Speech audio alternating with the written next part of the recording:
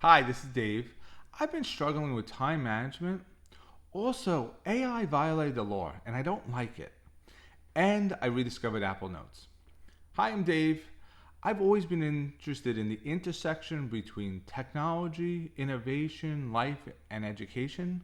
And this is my channel to talk about it. I'm a technologist, and I'm an author, I'm an educator. So I want to give you guys an idea of what's going on. You can find my website and social media in the show notes. Today, I was really concerned when I heard the daily blog, the daily podcast, which talked about how AI violated the law. How did AI do this? Well, AI did this because AI models need to get lots of information. They get lots of data from everywhere they can do. How did they do that? They first went out to the public domain and grabbed all the books they can get and everything else and started feeding it in the models. It took years for them to do this, to start getting it together. But then they realized the models, from a natural language standpoint, weren't doing that well. They need to do better. So they realized, where else could they get content? Well, they can get content from creators like you and I. They can go out into YouTube and get content.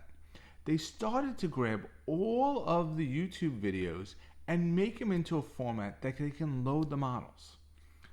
Which is great, you think, right? Except they started to violate the copyright and broke the law. How'd they do that? Well, once they take your information, which you own, that's written into the Constitution of the United States that you own all your own copyright.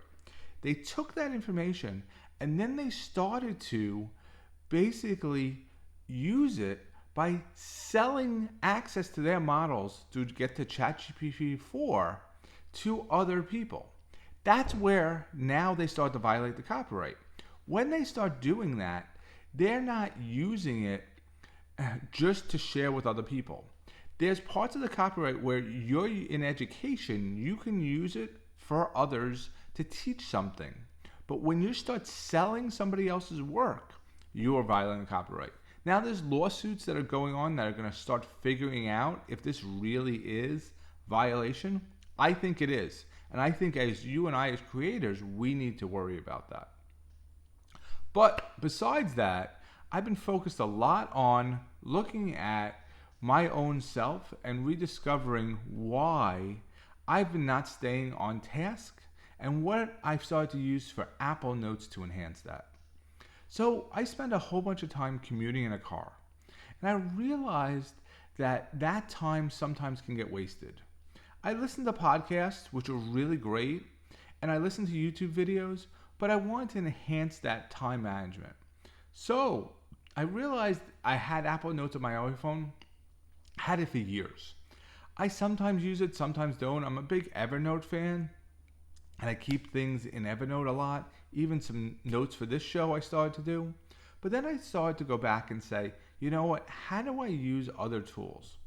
So Apple Notes came up, and one of the great things about Apple Notes, it's a quick click, and then you could hit the microphone on it, and you could start talking like this, and Apple Notes will take your voice and put it into text. So I started composing emails, and I started composing ideas that I wanted to get done in a day. It was great because I started to understand how to better structure and use that time efficiently. As I thought about it, this really was me rediscovering Apple Notes. And I'm going to go back and do an episode more on what else you can do with Apple Notes. But I was really happy with how easy it was to use and easy it was to organize in what I'm starting to do. So I'll give you more details in another video, but I really feel Apple Notes on our iPhone may be that undiscovered place we should start using more. The other thing I realized was time management has been like all crazy for me. Because I get up early in the morning, but I start playing with AI models. And as I play with them, I get more into them and I get lost in all the different extensions and what's going on. So I wanted to have a way of thinking about enhancing it and enhancing my own time management. So I decided to go back to basics. One of the ways I was going back to basics was to look at what questions I asked myself in the morning I want to do to accomplish goals. So the first I asked myself, what is the goal I want to accomplish today? And one of my goals for today was to work on this video, to get that published, and also schedule some meetings and organize how I want to present the information in those meetings. So I put that down as a goal. Then I started to look at, is that the goal for the day? And do I need to do other things to support that? So I take little notes about, like, okay, I need to organize this task. I need to focus on making an outline. So I had the talking points. I started to do that, and it made my days so much more efficient because I felt like by the end of the day, I can go check off a whole bunch of things on my to-do list because I was focused on that goal of the day. When I started to think about that, I also said, what am I learning today?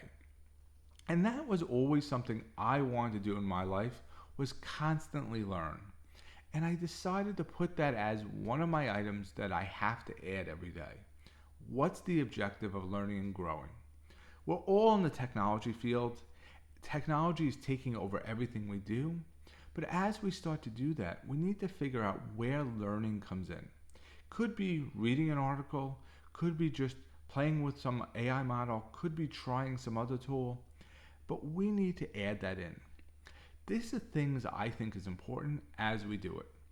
I'm Dave. I love your comments. Please like and subscribe at the end. Have a great day, and I'll talk to you soon.